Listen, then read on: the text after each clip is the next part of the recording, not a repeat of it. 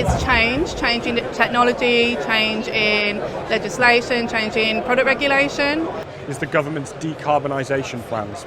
I think it's a really noble effort, and it's something that as an industry we need to address and do our part in reducing global CO2 emissions. So it's a very important thing, but I think it's quite a challenge because it does involve moving over to a new fuel type, new types of equipment, new types of training and new working practices. Meeting government legislation at the moment, the world is a different place to where it was, say, 18 months ago. So we've very different challenges, whether it's energy and cost of living.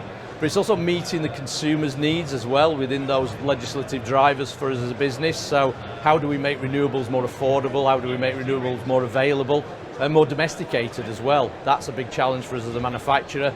We face a few challenges, I think, at this moment in time. Some short-term ones, cost of living crisis, gas shortage potentially, and of course we have a longer-term challenge with net zero and the 2050 target, and what we're going to do between then and now to actually achieve that. Probably to do with legislation, training up the installers so they understand how a solar PV system works, all the ins and outs in the installation, commissioning, that side of things really.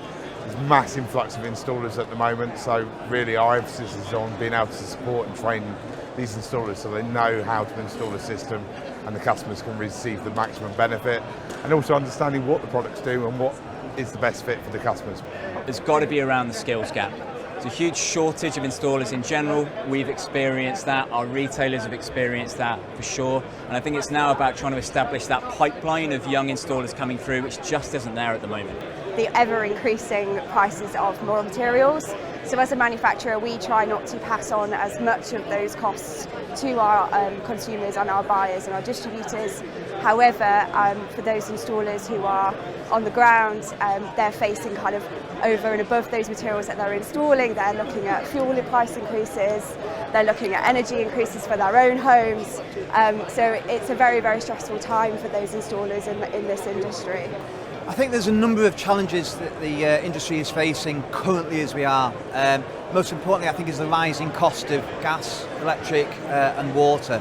Outside of the obvious within the wider external environment of obviously Brexit, supply chain, post-COVID, I think forefront of everybody's mind is obviously the energy scarcity at this moment in time within the energy bills within homeowners increasing dramatically, and that's something that I think you can see a lot within the exhibition today. I'm not sure there is one. I think we've got a couple. The first one being getting the plumbing, the guys on the ground, to be as updated on all of the new available products and so forth that help with energy saving and water saving and so on. But actually, we've got a parallel problem with that potentially, which is motivating people, behavioural change, getting people to actually want to do these things. I think there's various ways of addressing that, but I think those two issues are not great.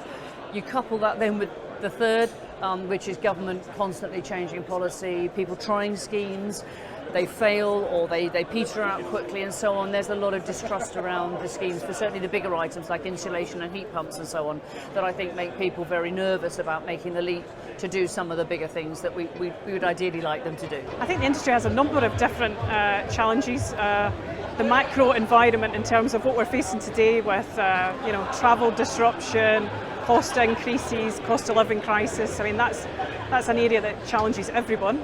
But I guess more specifically for the industry, just the emerging different technologies, trying to keep up with new product information, and there's always skill gaps, training issues, and trying to do that remotely. It's the adoption of new technologies, which we're all being driven to move to because of sustainability. So effectively, the need to move to heat pumps away from gas boilers is a huge shift change, and one that the industry doesn't necessarily want to follow. So that's why we're here today. I would say the three key elements right now are around supply chain, which I think every manufacturer is struggling with.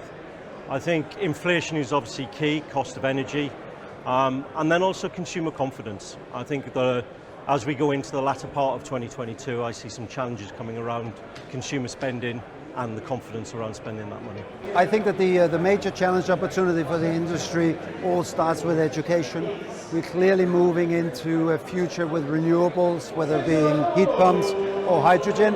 And I think a big challenge is consumer education, and from there educating installers.